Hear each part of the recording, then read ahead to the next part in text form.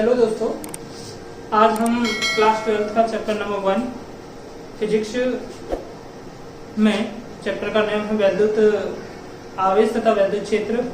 इसमें हमने आवेश पढ़ लिया है, आवेश का क्वांटीकरण पढ़ लिया है, कूलाम का नियम पढ़ लिया है, कूलाम के नियम का सदिश निरूपण पढ़ लिया है, वैद्युत क्षेत्र पढ़ लिया है, वैद्युत क्षेत्र की तीव्रता पढ़ ली है, वैद्युत द्विध्रुव पढ़ लिया है, वैद्युत द्विध्रुव के कारण अक्षीय स्थिति में वैद्युत क्षेत्र की तीव्रता पढ़ ली है। आज हम पढ़ेंगे वैद्युत द्विध्रुव के कारण निरक्षीय स्थिति में वैद्युत क्षेत्र की तीव्रता। क्लास 12 चैप्टर नंबर आपका है ये 1। चैप्टर नेम है हमारा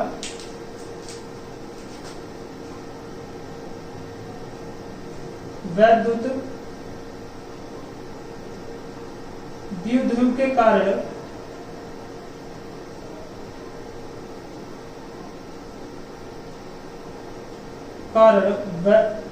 वैद्युत द्विध्रुव के कारण निरक्षीय स्थिति में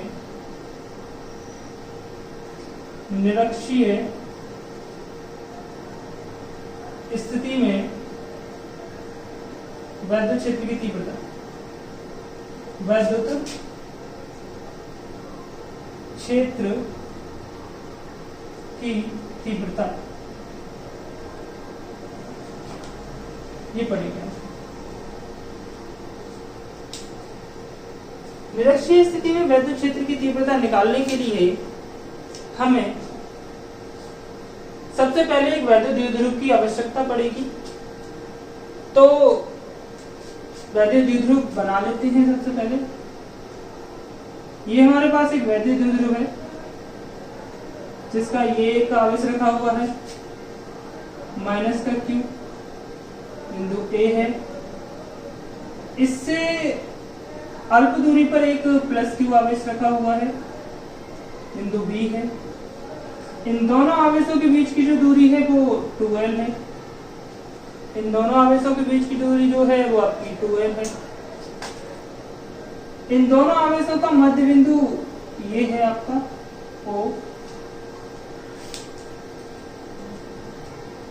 O से R दूरी पर हमें निरक्षीय स्थिति में वैद्युत क्षेत्र की तीव्रता निकालनी है। कितनी? O से R दूरी पर। तो O से R दूरी हम ले लेते हैं। ये कोई बिंदु है यहाँ पर हमें P, जिसकी दूरी O से जो है वो R है। इस बिंदु P की जो दूरी है O से वो R है। O से R दूरी पर हमें वैद्युत द्विध्रुव AB के कारण वैद्युत क्षेत्र की तीव्रता निकालनी है। इसकी यहां से यहां तक की दूरी जो है वो R है। इस पर वैद्युत क्षेत्र की तीव्रता निकालने के लिए, इस बिंदु P पर वैद्युत क्षेत्र की तीव्रता निकालने के लिए हमें सबसे पहले A को P से मिलाना होगा। ये मैंने मिला दिया। इसी प्रकार से इसको भी हमें इससे मिलाना होगा। ये मिला दिया।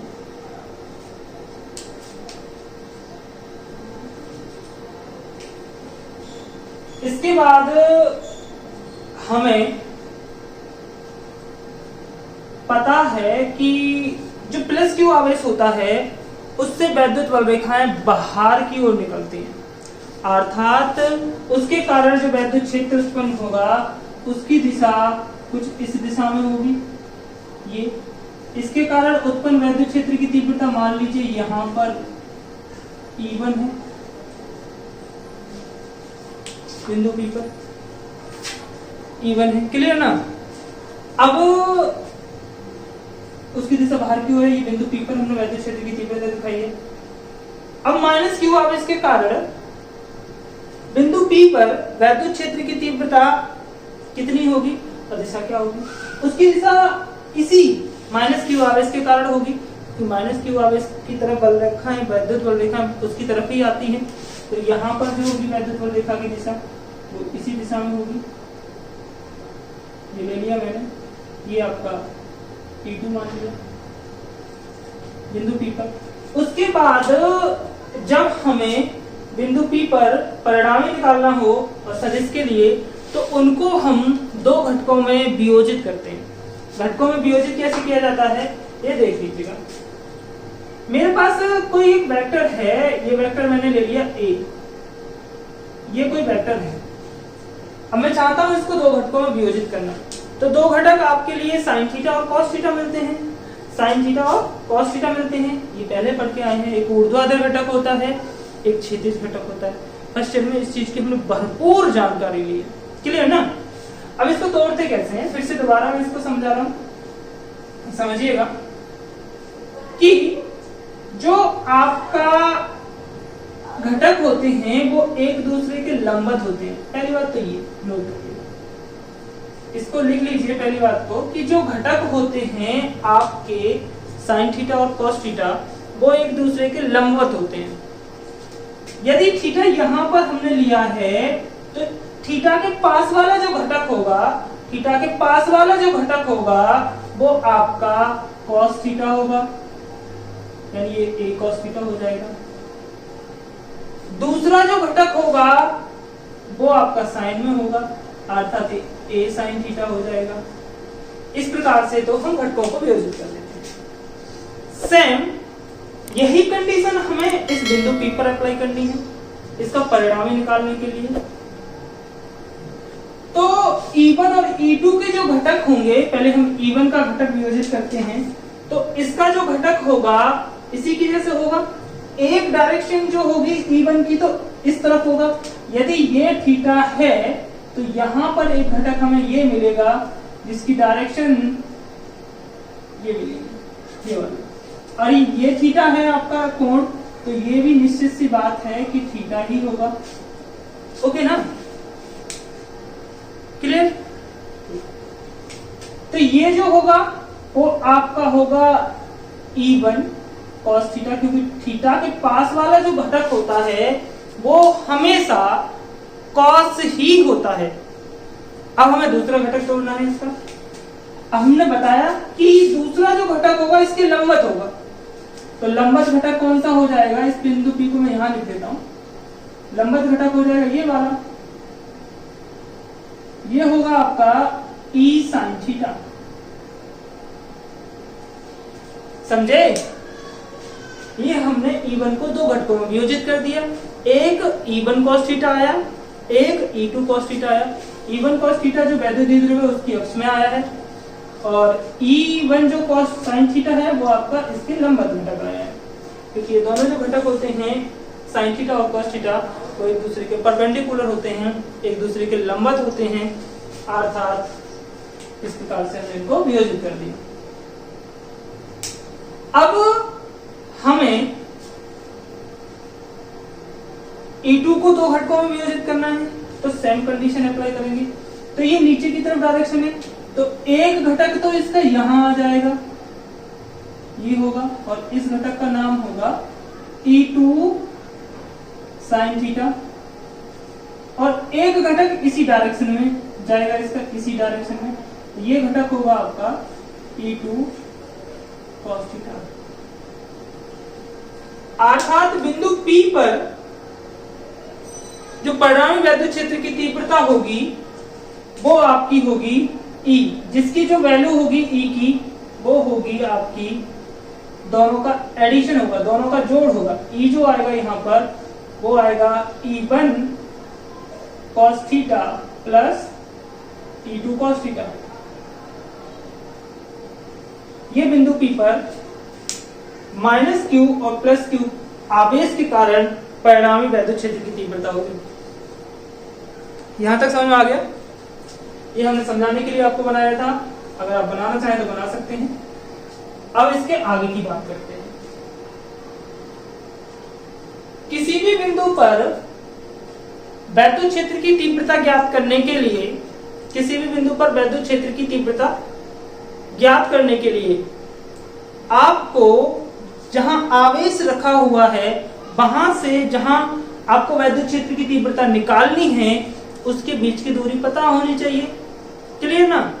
तो हमें निकालनी है अगर माइनस Q आवेश के कारण बिंदु P पर वैद्युत क्षेत्र की तीव्रता, तो हमें A P के बीच की दूरी कितनी है वो हमें पता होनी चाहिए, ओके ना।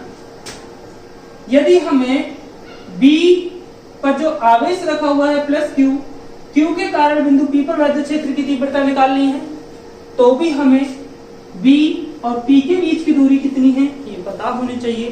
तो इसके लिए क्या करते हैं, एक पाइथागोरस थ्योरम है, प्रमेय है, उसको हम अप्लाई करते हैं समकोण त्रिभुजों में।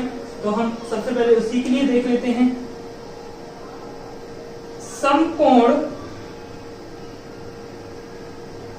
त्रिभुज AOP में, समकोण त्रिभुज AOP में पाइथागोरस प्रमेय के अनुसार, पाइथागोरस प्रमेय के अनुसार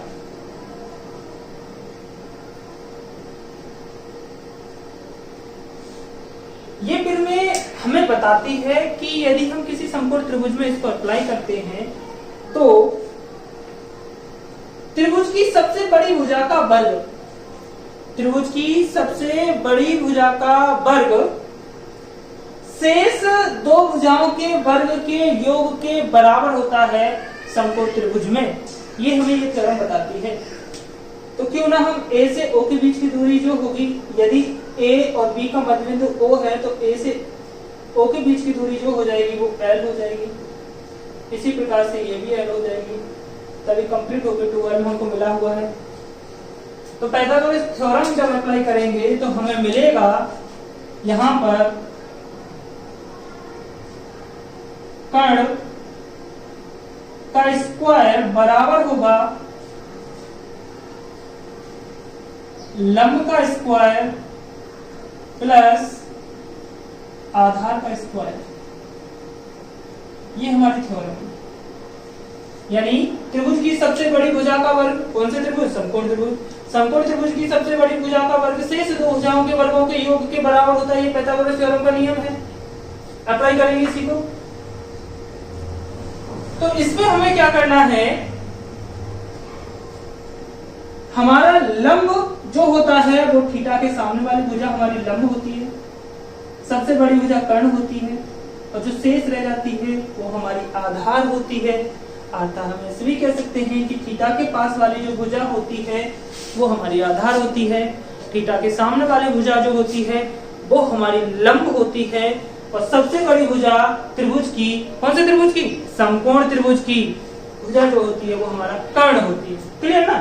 तो यहाँ पर कर्ण जो है हमारा वो है AP का वर्ग, लंब कितना है वो है OP का वर्ग, आधार कितना है, आधार है हमारा AO का वर्ग। इनकी वैल्यू रखेंगे तो हमें AP तो हमें निकालना ही है, AP तो दिया नहीं है तो इसको एज इट इज लिखा जाएगा।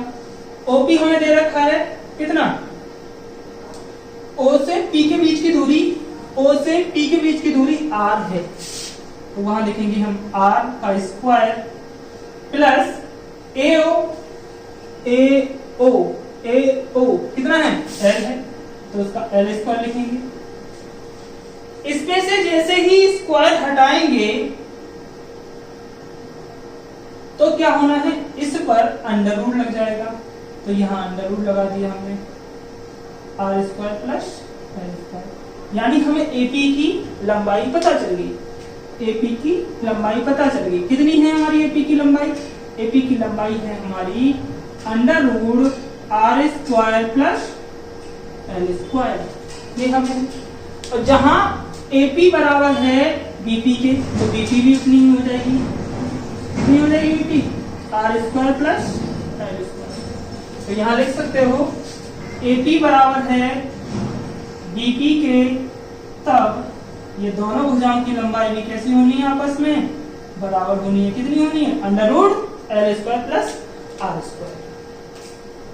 यहां तक की बात समझ में आई, देख लीजिए, फिर आगे बढ़ते हैं।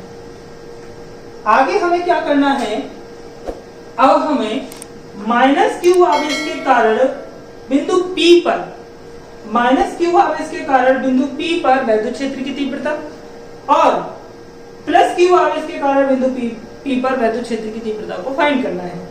फिर इनका परिणाम ही निकालेंगे। तो उसके लिए देखिए हम क्या करते हैं, तो लिखता हूं यहां पर मैं प्लस क्यू आवेश के कारण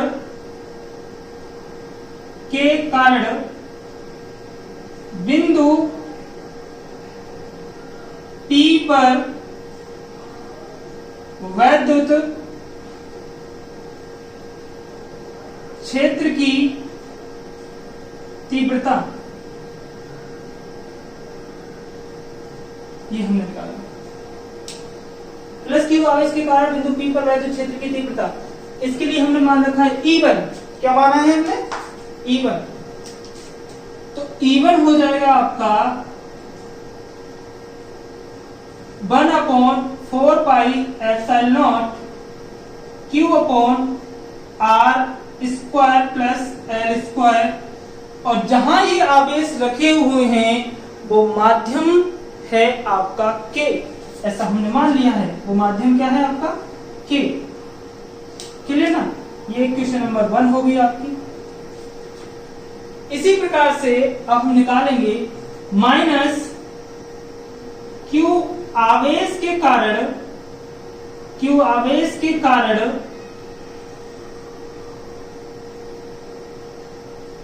बिंदु P पर वैद्युत क्षेत्र की तीव्रता।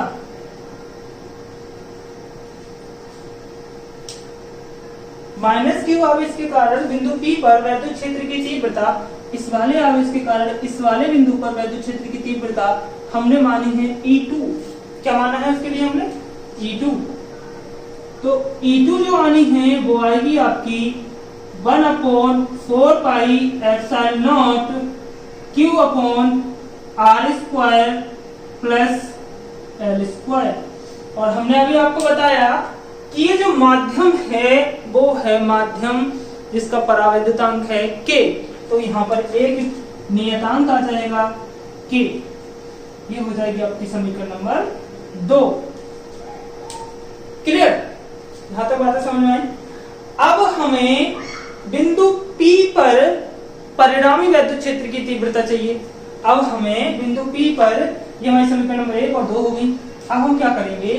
अब हम बिंदु P पर परिणामी वैद्युत क्षेत्र की तीव्रता ज्ञात करेंगे। तो इसके लिए क्या करना है? लिखते हैं माइनस प्लस लिख लेते हैं, प्लस Q आवेश तथा माइनस Q आवेश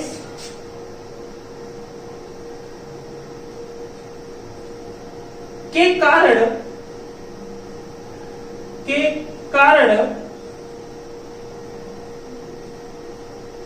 बिंदु P पर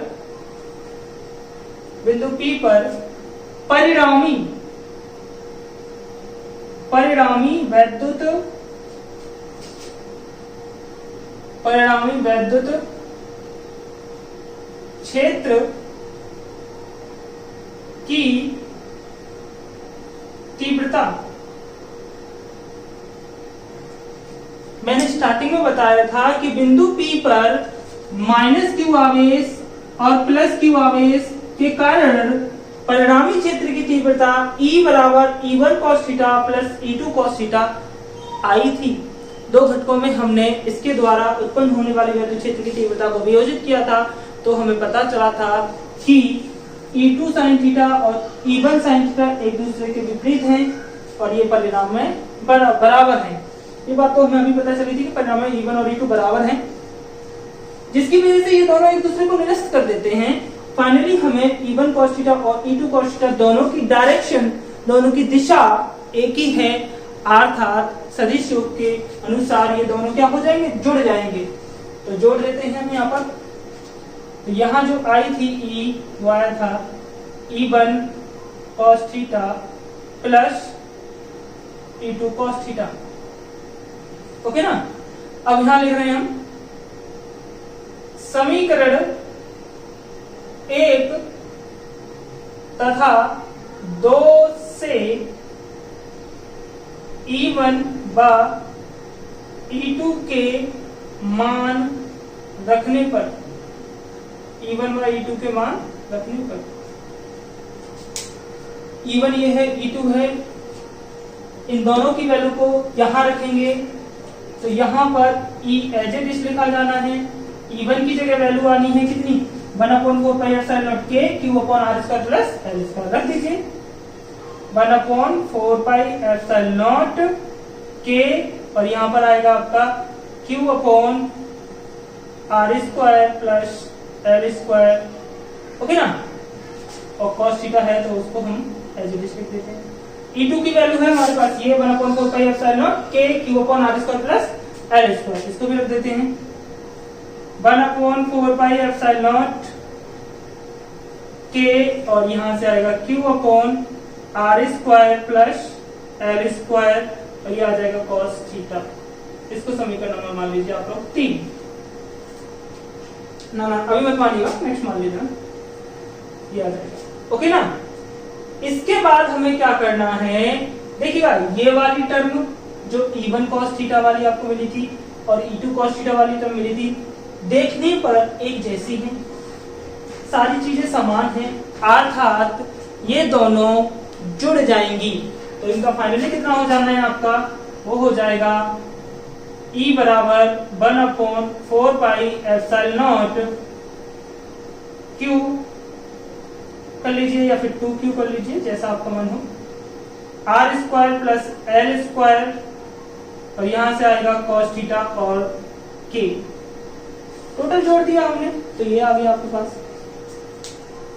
अब हमारे पास cos थीटा है, cos थीटा की वैल्यू कैसे ज्ञात करनी है, चलो इसके बारे में चर्चा करते हैं। हमारे पास समकोण त्रिभुज AOP अथवा BOP, ये दो समकोण त्रिभुज हैं, किसी एक त्रिभुज की सहायता से हमें cos थीटा की वैल्यू निकाल लेनी है। दोनों की सहायता से भी निकालोगे तो कोई फर्क नहीं पड़ने वाला है, क्योंकि दोनों से वैल्यू जो है वो समान ही आएगी आपकी। तो यहां हम लिखते हैं समकोण त्रिभुज AOP में, समकोण त्रिभुज AOP में cos थीटा बराबर होता है आपका आधार बट्टे कर्ण, 10th में आपने पढ़ रखा है ये चीज को। cos थीटा आधार, अभी मैंने बताया थीटा के पास वाली भुजा आधार AO होगी, कर्ण कौन सा हो गया, त्रिभुज की सबसे बड़ी भुजा, तो यहां से AO कितना है आपका L है और सबसे बड़ी भुजा कितनी है, हाँ जो कर्ण आधार है वो आपका L है और कर्ण कितना है आपका अंडर रूट L² या R² प्लस L²। इसको थोड़ा सा और मॉडिफाई कर सकते हैं, यहां से आना है हमारे पास मॉडिफाई करके L/R² प्लस L² की पावर 1/2, ये आ गया, क्लियर ना, ये हो गया आपका कंप्लीट। अब हमें क्या करना है, ये जो वैल्यू है इसको आप इक्वेशन नंबर 3 मान लीजिए, तो यहां लिख दीजिए आप cos थीटा बराबर L/R² प्लस L² समीकरण 3 में रखने पर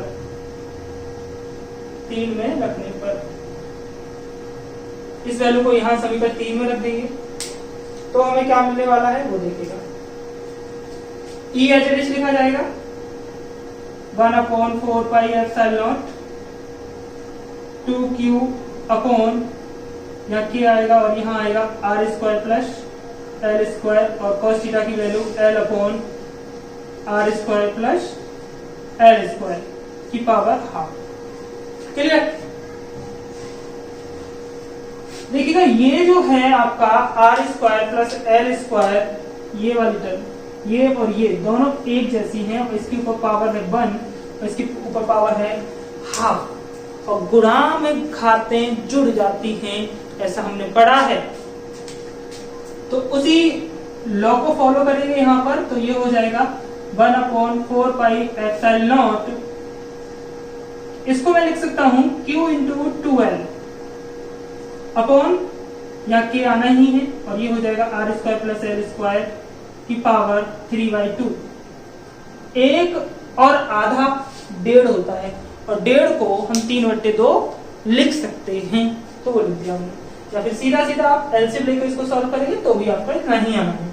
ओके, यहां क्या हमने पढ़ा है, E बराबर 1/4 पाई एप्सिलॉन नॉट के Q इंटू 2L को, Q इंटू 2L क्या होता है, वैद्युत द्विध्रुव आघूर्ण होता है। वैद्युत द्विध्रुव के किसी एक आवेश तथा दोनों आवेशों के बीच की दूरी के गुणनफल को वैद्युत द्विध्रुव आघूर्ण कहते हैं। इसे T से प्रदर्शित करते हैं। इसका मात्रक कूलम मीटर होता है, हमने पिछली वीडियो में ये आपको बताया है। और यहां से आ जाएगा R square plus L square की पावर 3/2। उसके बाद हम क्या कर सकते हैं, इसमें हमें पता है, हम जानते हैं, देखने को पता चलता है कि जो L है वो R की तुलना में बहुत छोटा है, अतः L को नगण्य मान लीजिए, जैसे है ही नहीं ऐसा मान लीजिए। वही चीज को अप्लाई करना है, जहां L is more less than R, अतः L को नगण्य लेने पर या छोड़ने पर भी कह सकते हो। यहां से जो आपका इक्वेशन मिलेगी वो मिलेगी आपको 1/4 पाई एप्सिलॉन नॉट के T अपॉन R स्क्वायर और इसकी पावर 3/2। इस पावर से ये कैंसिल हो जाएगा। फाइनली आपको जो मिलेगा वो आपका मिलेगा 1/4 पाई एप्सिलॉन नॉट के और यहां से मिलेगा P अपॉन R क्यूब। ये हमारा वैद्युत क्षेत्र की तीव्रता के लिए डेरिवेशन हो जाएगा। यहां ना दिख रहा हो तो मैं यहां लिख देता हूं इस चीज के लिए, यहां लिखा हुआ है इस चीज को यहां, तो ये आएगा आपका E बराबर 1/4 पाई एप्सिलॉन नॉट और K P upon R cube. ये हमें यहाँ पर मिल जाएगा।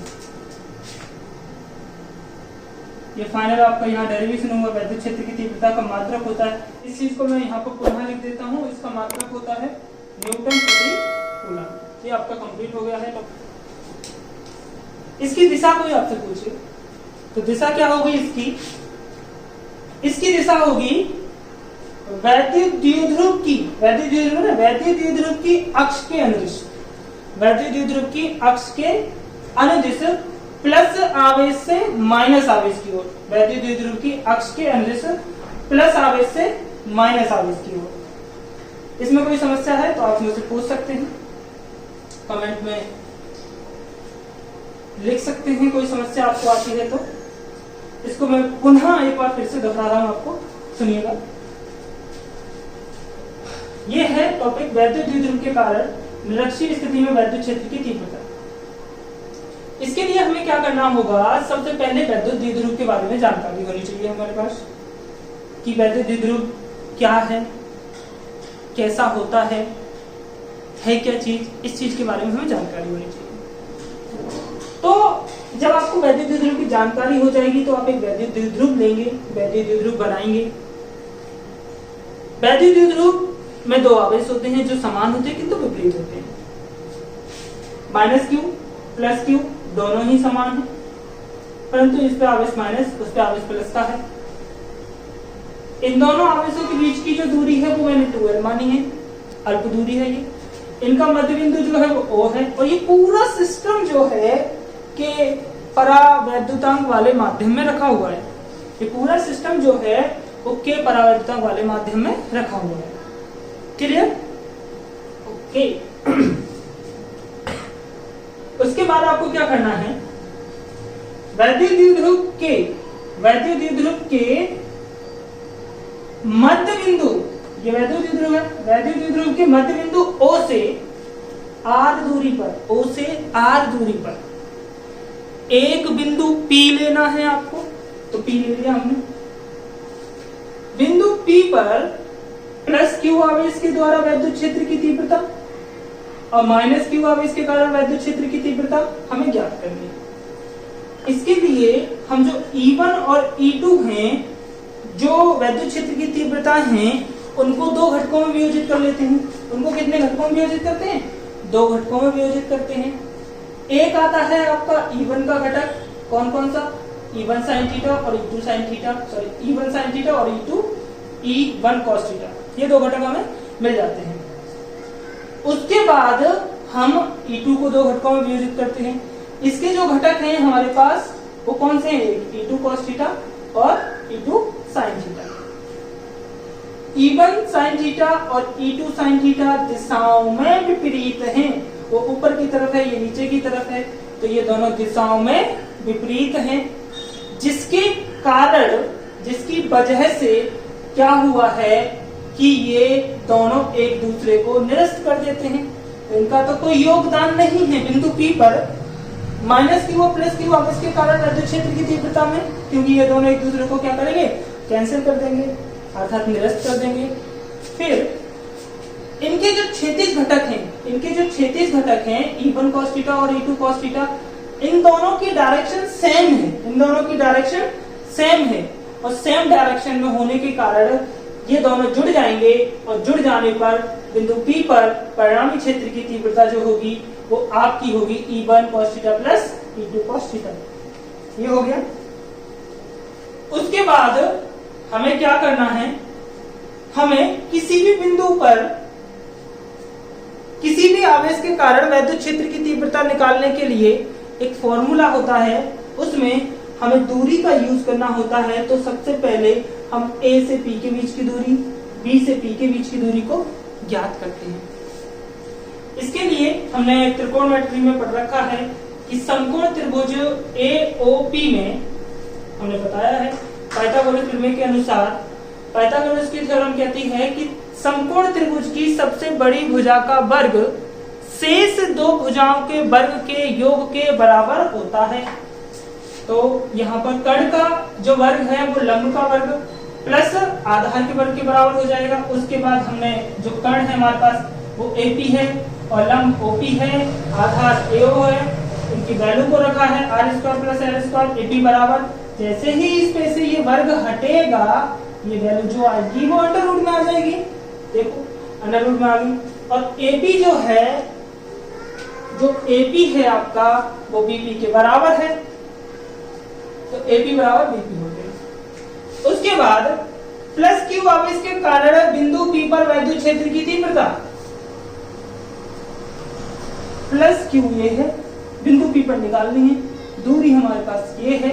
तो इसके लिए फॉर्मूला अप्लाई करते हैं हम। E1 बराबर 1/4 pi epsilon K Q upon r² plus l², और इसके ऊपर अंडर रूट लगा था, और जब फॉर्मूले में लिखते हैं तो r² आता है, जिसकी वजह से r² आपका क्या हो गया? कैंसिल हो जाएगा।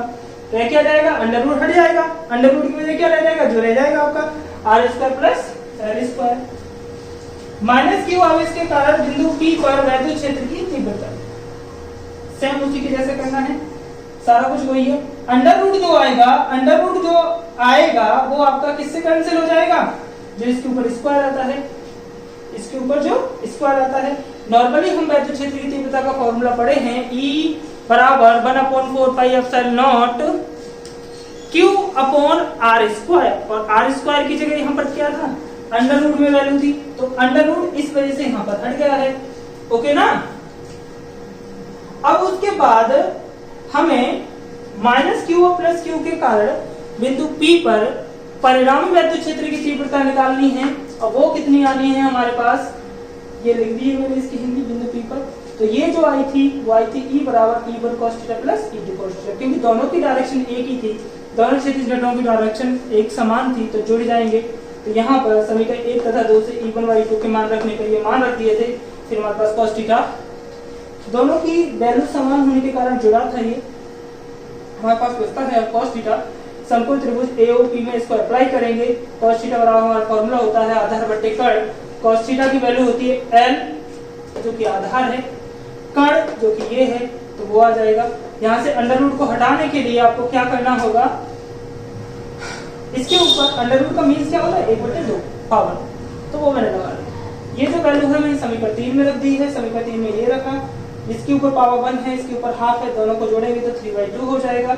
ई की वैल्यू इतनी मिल जाएगी, जहाँ एल जो है वो बहुत बहुत बहुत छोटा है आर की तुलना में, तथा एल को छोड़ देंगे या नगण्य मान लीजिए, तो आपके पास ये इक्वेशन मिल जाएगी। ई बराबर 1/4πε0 के आएगा, पी अपॉन आर क्यू आएगा। ये इसका ये वाला फॉर्मूला मैंने यहाँ भी लिख दिया था, न्यूटन पर मीटर इसका मात्रक होता है वैद्युत क्षेत्र की तीव्रता का। इसकी जो दिशा होगी वैद्युत द्विध्रुव की अक्ष के अनुदिश प्लस आवेश से माइनस आवेश की ओर होगी। ये आपका यहाँ पर टॉपिक कंप्लीट हुआ। यदि आपको इस टॉपिक में कोई समस्या आती है तो आप कमेंट कर सकते हैं नीचे।